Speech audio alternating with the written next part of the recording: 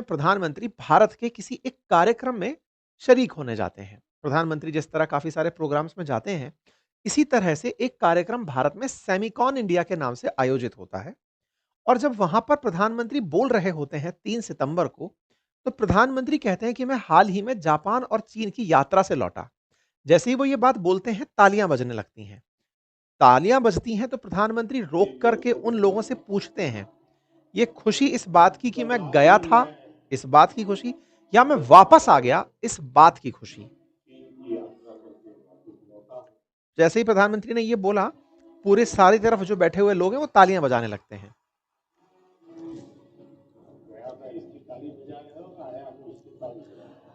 गया था इसकी ताली बजा रहे हो या आया हूं इसकी ताली बजा रहे हो? असल में प्रधानमंत्री का जो ये वक्तव्य था, ये उस समय मीडिया में चर्चा का विषय बना। प्रधानमंत्री बहुत से देशों की यात्रा पर जाते हैं, आकर के इस तरह की बातें कभी नहीं कहते हैं। किसी देश से लौटकर आने पर उनकी ये सामान्य प्रतिक्रिया नहीं है। तालियां बजने पर तो विशेष रूप से प्रधानमंत्री अपने इस यात्रा को बहुत बढ़ा चढ़ाकर नहीं बताते हैं। लेकिन इस प्रतिक्रिया से लोग सवाल बनाने लगे कि प्रधानमंत्री ने क्या ये जानबूझकर मेंशन किया कि आज मैं वापस आ गया हूं? क्या खुश हो कि मैं लौट आया हूं? क्या इनके दिमाग में कुछ ऐसा चल रहा था उस समय जो इन्हें बताया गया था कि आपके साथ कुछ गलत होने वाला है? अब ये बच कर के वापस आए हैं, तो इसी बचने के बाद में ये लोगों के साथ अपनी बातें रख रहे हैं। ये चर्चा का विषय बनता है।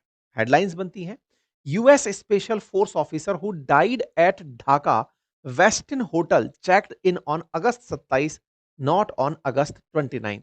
अब ये क्या कहानी है? एक अखबार है जिसका नाम है नॉर्थ ईस्ट न्यूज। इस नॉर्थ ईस्ट न्यूज ने एक हेडलाइन कवर की और उसने लिखा कि यूएस स्पेशल फोर्स का ऑफिसर जो कि 50 साल का था, ये व्यक्ति है जिसे आप यहां पर देख रहे हैं।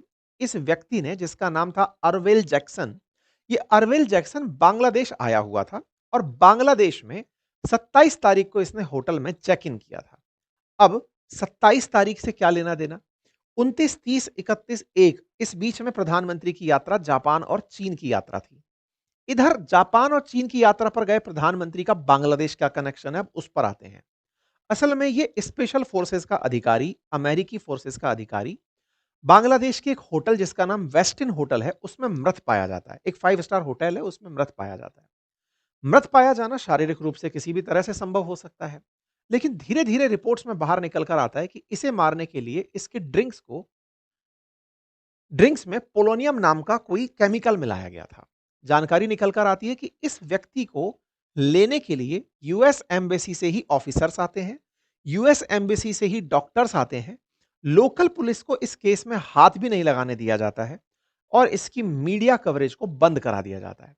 अमेरिकी अधिकारियों द्वारा होटल के स्टाफ को धमकाया जाता है कि यह खबर अब बाहर नहीं आनी चाहिए। ढाका पुलिस तक ने इस पर कोई बयान नहीं दिया। एक व्यक्ति की मौत किसी दूसरे देश में अगर हो रही है, तो निश्चित ही ये दूसरे देश का विषय है, क्योंकि एम्बेसी में मौत नहीं हुई है, किसी दूसरी देश की धरती पर मौत हुई है। इस व्यक्ति की मौत के बाद जब इसके रूम को खाली करने के लिए जो टीम आई, वो भी यूएस एम्बेसी से ही आई और वो इसके कमरे से ना केवल डेड बॉडी को लेकर गई, बल्कि काफी सारे बैग भर करके सामान लेकर के गई। इस पर बहुत सारे सवाल उठने लगे कि अल्टीमेटली यूएस वाले ऐसा क्या छुपा रहे हैं अपने एक कर्मचारी की मौत के नाम पर, जिसे मीडिया में भी आने नहीं दिया जा रहा। खबरें बड़ी बनती चली गई। धीरे धीरे लोग इसके पीछे की कॉन्स्पिरेसी को तलाशने लगे। तारीखों को जोड़ने की बात तब शुरू हुई जब प्रधानमंत्री 3 सितंबर को लौट कर आए। वेस्टिन होटल का प्रधानमंत्री से क्या कनेक्शन है, अब उस पर चलते हैं। असल मायने में जानकारी निकल कर आई कि यह व्यक्ति 27 तारीख से 1 सितंबर के बीच इसी होटल में था। 29 तारीख को जिस समय प्रधानमंत्री मोदी चाइना में थे, उस समय ही इसका खेल हो गया। असल मायने में ढाका में बैठा ये जो अधिकारी था, इस अधिकारी को डीप स्टेट ने भेजा था। डीप स्टेट की क्या कहानी है, अब उस पर चलते हैं। असल में कहा जा रहा है कि यूएस की खुफिया एजेंसीज इस बात से खफा थी कि प्रधानमंत्री मोदी रूस और चाइना से मुलाकात करें। वो लगातार पहले भी इस बात का प्रयास करते रहे कि ये तीनों लोग आपस में ना मिलें। इनको रोकने के लिए या तो भारत के अंदर ही अशांति पैदा की जाए, और अशांति पैदा करने के लिए इस तरह के गुप्तचरों को, जो कि विशेष रूप से एजेंट्स होते हैं, कई फिल्मों को जिस तरह से आपने जेम्स बॉन्ड स्टाइल में देखा है और समझा है, कुछ ऐसे कलाकार टाइप के लोग होते हैं जिन्हें पूरा पूरा जिम्मा देके भेजा जाता है कि आप जाएंगे वहीं के लोगों में घुल-मिल जाएँगे, अपनी तरफ से पैसा फैलाएँगे, देश में अशांति पैदा करेंगे। ये इस दौर में बांग्लादेश था जिस समय प्रधानमंत्री उस जापान की यात्रा पर थे। जापान से उन्हें चाइना आना था।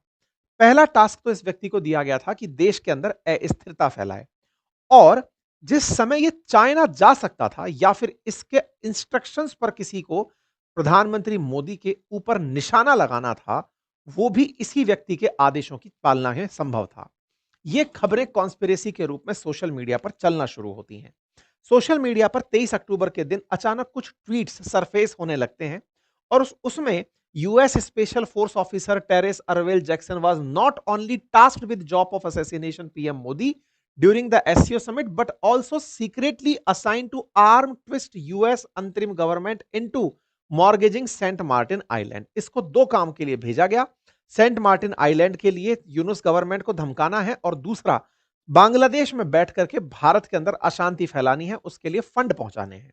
ये सोशल मीडिया पर जो आने लगे ट्वीट्स, इनकी रीच मिलियंस में आने लगी। अचानक आजकल में ये जबरदस्त चर्चा का विषय बन गया कि प्रधानमंत्री मोदी को बचाने के लिए पुतिन सामने आए थे। अब ये क्या कहानी है? असल में हुआ ये, अगर आपने तारीखों को मैच किया और इसका मरना मैच किया तो बताया जा रहा है कि ये जो तस्वीर निकल कर आई थी जिसमें ये दोनों लोग साथ बैठे थे, इसके पीछे की कहानी क्या थी कि पुतिन की जो सुरक्षा एजेंसीज हैं, इंटेलिजेंस जो विभाग है, उसने प्रधानमंत्री मोदी को ये टिप दी थी।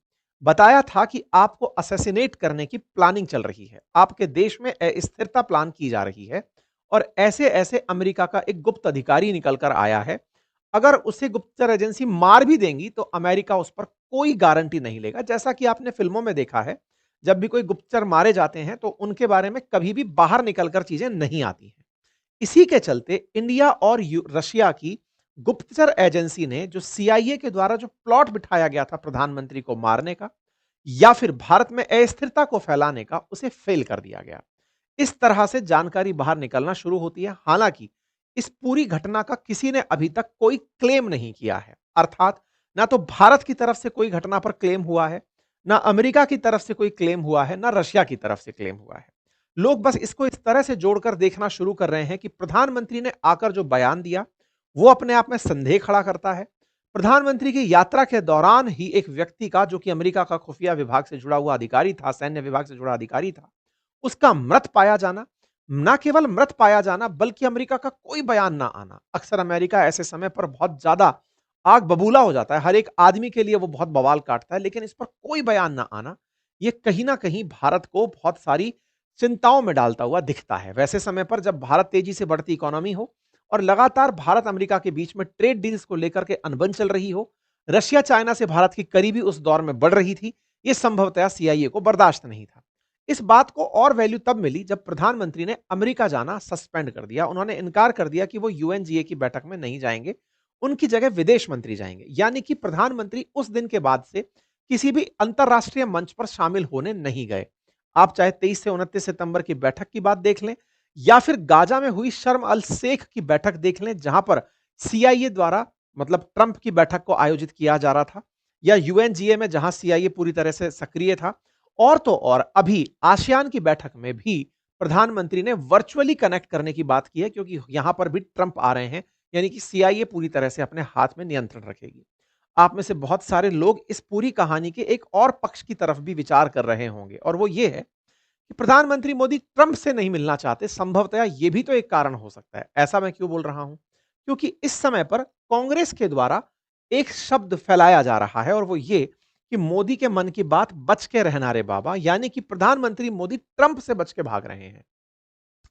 ऐसे समय पर ट्रंप से बचकर भाग रहे हैं जब ट्रंप प्रधानमंत्री के खिलाफ कुछ भी बोल दे रहे हैं। हालांकि प्रधानमंत्री मोदी के साथ इन्होंने दिवाली पर टेलीफोनिक वार्ता की, प्रधानमंत्री ने इसे एक्नॉलेज भी किया, लेकिन अंतरराष्ट्रीय मंच पर वो कहीं भी ट्रंप के साथ साझा नहीं हो रहे हैं। इसके पीछे अब ये जो कॉन्स्पिरेसी थ्योरी है, ये बहुत तेजी से सरफेस हो रही है। इस बात को हाल ही में पीयूष गोयल जी के एक बयान से और देखा गया, जिसमें पीयूष गोयल जी ने एक बात कहते हुए कहा कि हमसे ट्रेड डील बंदूक की नोक पर नहीं करवा सकते।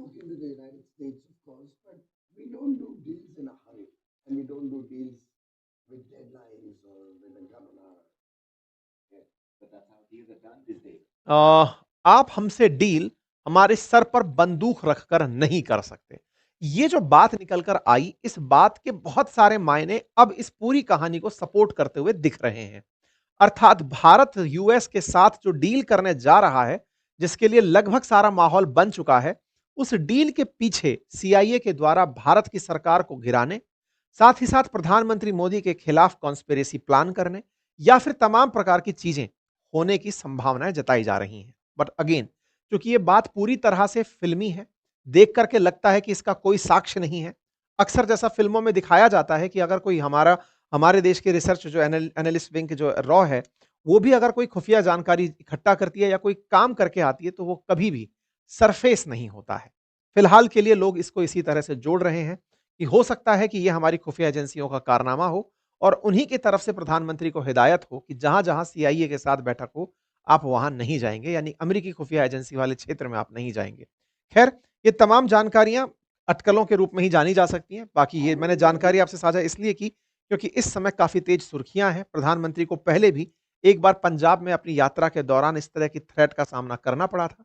भारत अपने लाल बहादुर शास्त्री को एक ऐसे ही असैसी, कहिए तो कॉन्स्पिरेसी के अंदर मरते हुए देख चुका है।